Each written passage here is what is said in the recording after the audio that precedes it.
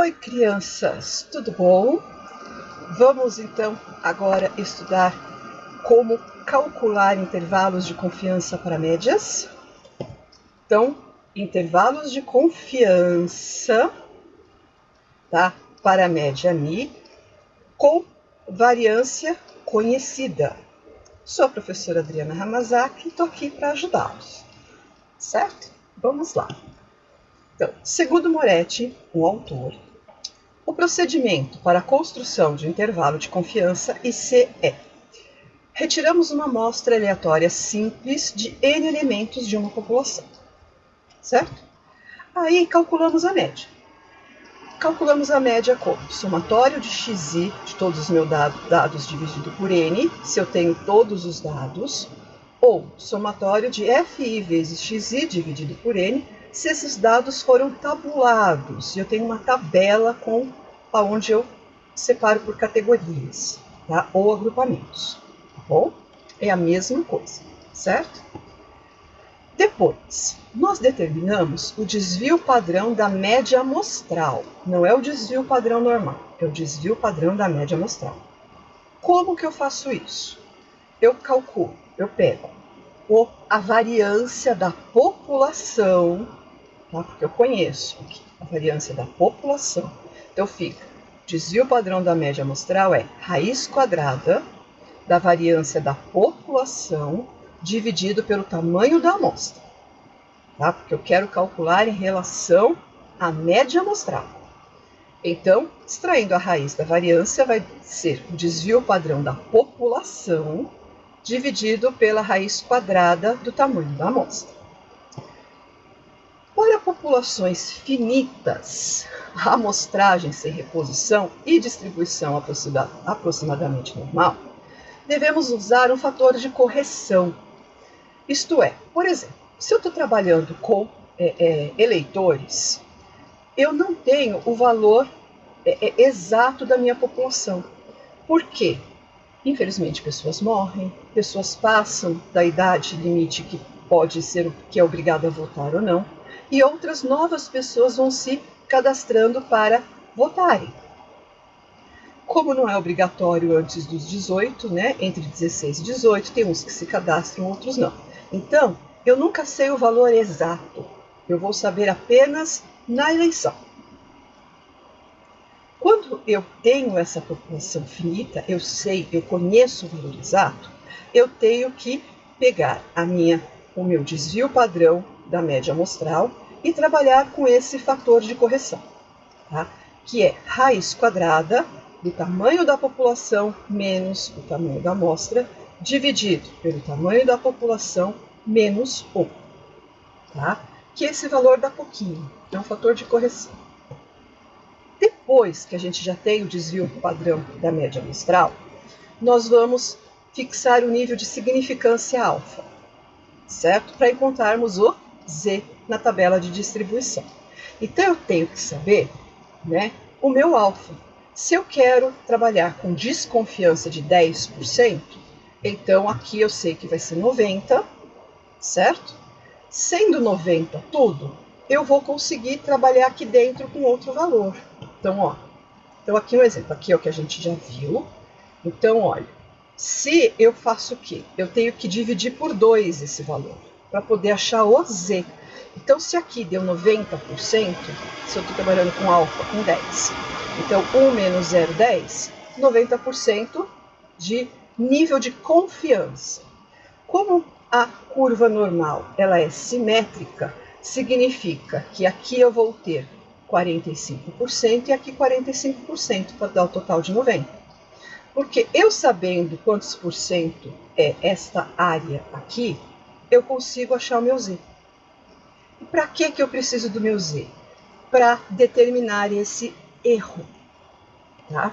Então, a margem de erro é a variável normal reduzida vezes o desvio padrão da média amostral. Calculando esse E, eu consigo determinar o intervalo de confiança. Por quê? O intervalo de confiança é a média menos a margem de erro e a média mais a margem de erro, certo? Que eu posso até substituir o erro por variável normal reduzida vezes desvio padrão da média amostral. Vamos à prática? Vamos a exemplos? Antes, valores de Z para determinados níveis de confiança.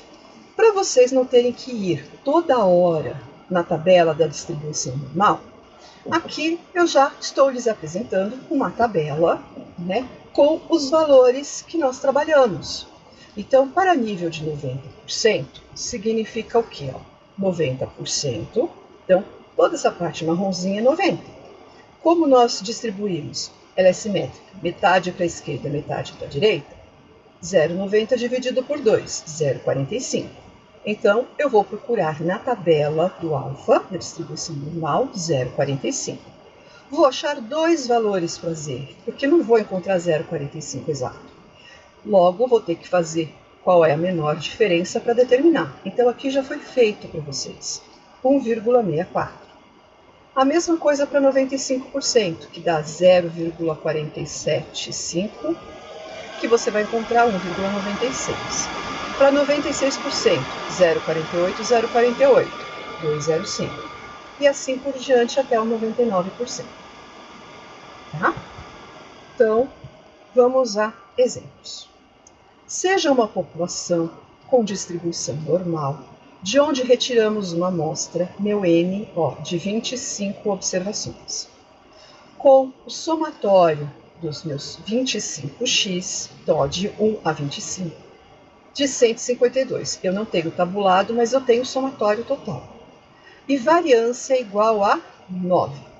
Calcule um intervalo de confiança de 90% para a média da população. Então, o que eu sei? O que esse enunciado me deu? Certo? Primeiro, meu N, que eu pus esse primeiro, 90%. Então, eu tenho 0,45, 0,45, certo? Significa o quê? Que é 1 menos 0,90, que vai dar meu alfa. Eu troquei de posição para achar o alfa. O alfa é 0,10. Então, 0,05, 0,05. Tá? Um roteiro. O que eu preciso saber para poder calcular? Eu montei esse roteirinho.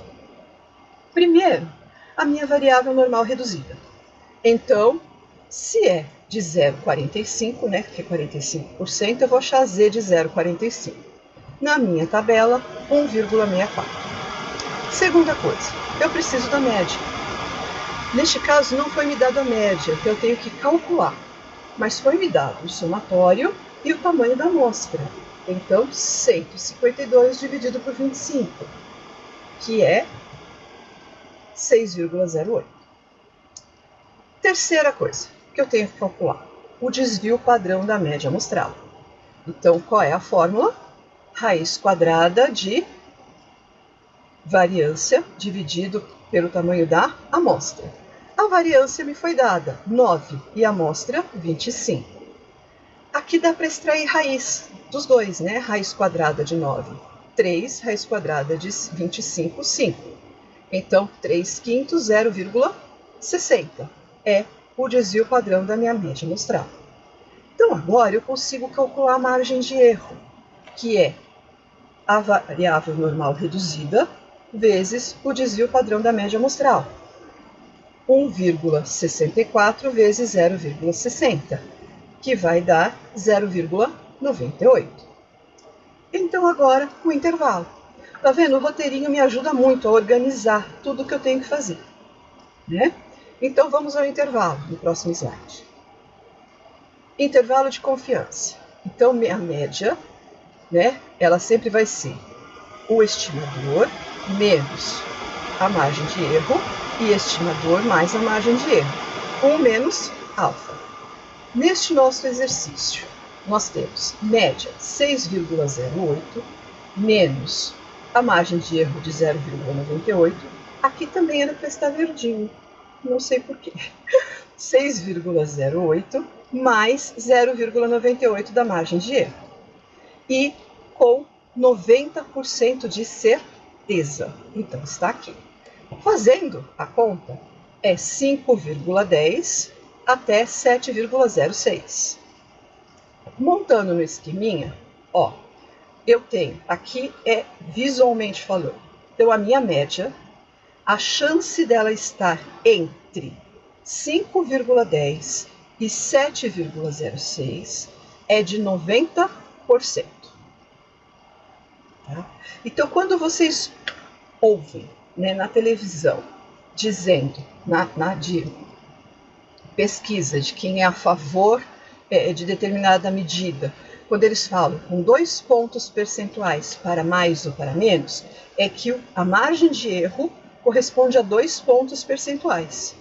Tá? Então, eles trabalharam com a média, menos 2 pontos, e média mais 2 pontos, e geralmente com um índice de 95%, né? Que eles colocam na televisão.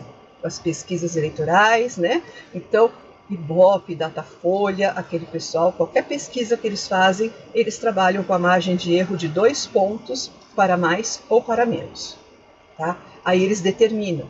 Desta maneira, eles fazem o caminho inverso. Eles determinam esse ponto e eles encontram o tamanho da amostra que eles têm que fazer a pesquisa, que é a nossa próxima videoaula.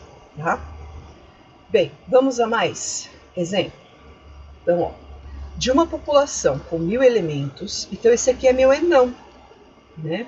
Retira-se uma amostra de 25 observações, sendo a distribuição aproximadamente normal. Sabendo que a média é de 120, ó, já foi me dada a média também. E o desvio padrão igual a 20, determine o intervalo de confiança para a média da população, para o parâmetro μ, ao nível de 8%. Então, esses 8% é de desconfiança.